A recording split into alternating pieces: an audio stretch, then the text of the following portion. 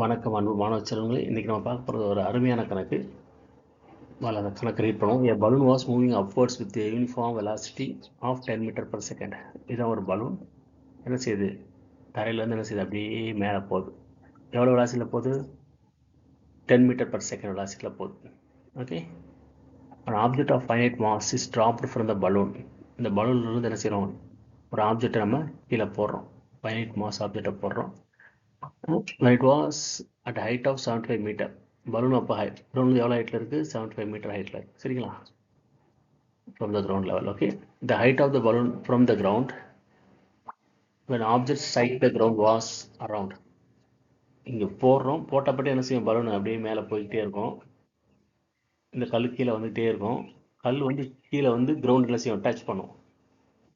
கிரவுண்டை touch பண்ணுறப்ப balloon எவ்வளோ உயரத்தில் இருக்கும் அப்படின்னு சொல்லி கேட்டிருக்காங்க. சரிங்களா? இது கொஞ்சம் ட்ரிக்கியான கணக்கு. அப்போது பலூன் எவ்வளோ உயரத்தில் இருக்குது கண்டுபிடிக்கும். ஏற்கனவே 75 கொடுத்தாங்க.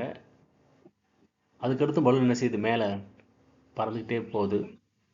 அதோட தூரம் கண்டுபிடிக்கணும். தூரம் கண்டுபிடிக்கணும்னா வெலாசிட்டி இன்ட்டு டைம். வெலாசிட்டி அவங்க கொடுத்துருக்காங்களா? எஸ், 10 மீட்டர் பர் செகண்ட் கொடுத்துருக்காங்க. பலூன் மேற்கொண்டு எவ்வளோ நேரம் மேலே பறக்கும் அப்படின்றது நமக்கு தெரியாது. பலூன் மேற்கொண்டு எவ்வளோ நேரம் மேலே பறக்குன்றது நமக்கு தெரியாது. மேற்கொண்டு எவ்வளோ நேரம் பறக்கும், இந்த கல் எவ்வளோ நேரம் எடுத்துக்கிறது தரையில் வந்து விழுகிறதுக்கு, அவ்வளோ தூரம் அவ்வளோ நேரம் பறக்கும் அப்படின்னு சொல்லி கொடுத்துருக்காங்க.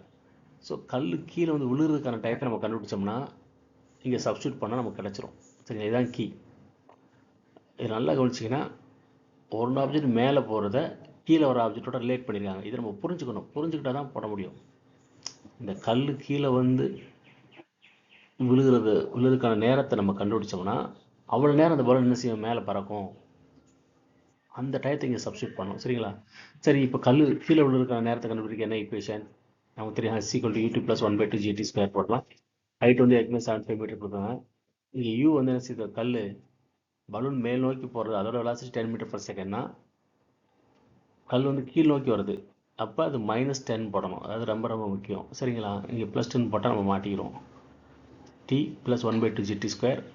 இதை என்ன பண்ணுறோம், இங்கே 10t வரும். இங்கே வந்து g வந்து 10ன்னு கொடுத்தாங்க. ஸோ 10/2 வந்து 5 வரும். ஓகே. இங்கே 10 வரும், இங்கே 75 இருக்கும்.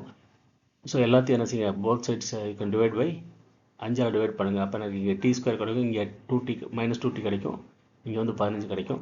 இந்த ஈக்குவேஷனை ரீஅரேஞ்ச் பண்ணால் என்ன கிடைக்கும், t² - 2t -15 = 0.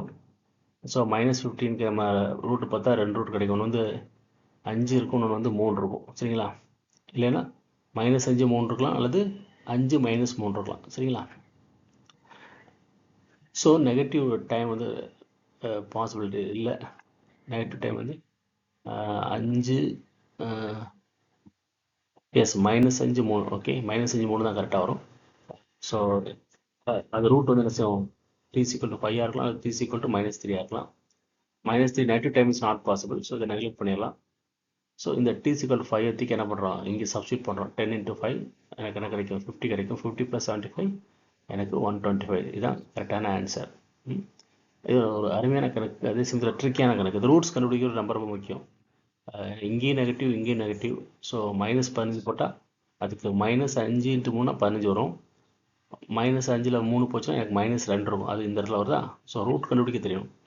ஸோ இதில் என்னென்ன அவங்க செக் பண்ணுறாங்க, உனக்கு இந்த ஈக்குவேஷன் கரெக்டாக அப்ளை பண்ண தெரியுதா, ரூட் கண்டுபிடிக்க தெரியுதா, டிஸ்டன்ஸ் வந்து வெலாசிட்டி இன்டு டைம் அந்த ஃபார்முலா உனக்கு தெரியுதா செக் பண்ணுறாங்க. ப்ளஸ் ப்ராப்ளத்தை என்ன செய்கிறாங்க, மேற்கொண்டு கடினமாக்குறாங்க. கல் கீழே வர டைம் கண்டுபிடிச்சி அந்த டயத்தை தூக்கி என்ன செய்கிறாங்க, பலூன் மேலே போகிறதுக்கு நீங்கள் அப்ளை பண்ணணும். ஒரே நேரத்தில் என்ன செய்யுங்க, 2 சிந்தனைக்கு உட்படணும். உங்கள் மைண்ட் என்ன செய்யணும், மேலே போகிறதையும் திங்க் பண்ணணும், கீழே போகிறதையும் திங்க் பண்ணணும். நீங்கள் ஒரே நேரத்தில் திங்க் பண்ணுறப்போ குழப்புவீங்க. ஸோ அப்போ நீங்கள் என்ன செய்யணும், அதை பகுதி பகுதியாக பிரிக்கணும். பிரித்தாதான் அதை உங்களால் எளிமையாக சால்வ் பண்ண முடியும். ஸோ கல் கீழே வரதை மட்டும் முதல்ல சால்வ் பண்ணுங்கள். சால்வ் பண்ணி டைம் கண்டுபிடிச்சிட்டு அந்த டயத்தை தூக்கி என்ன செய்யுங்க, பலூன் மேலே போகுது பார்த்தீங்களா, அதுக்கு அப்ளை பண்ணுங்கள். ஸோ ஒரு ப்ராப்ளத்தை நம்ம என்ன செய்யணும், சின்ன சின்ன பகுதியாக பிரித்து என்ன செய்யணும், சால்வ் பண்ணணும். ஒரே இடத்துல எல்லாத்தையும் சால்வ் பண்ண நினச்சா குழம்பி போயிடும்.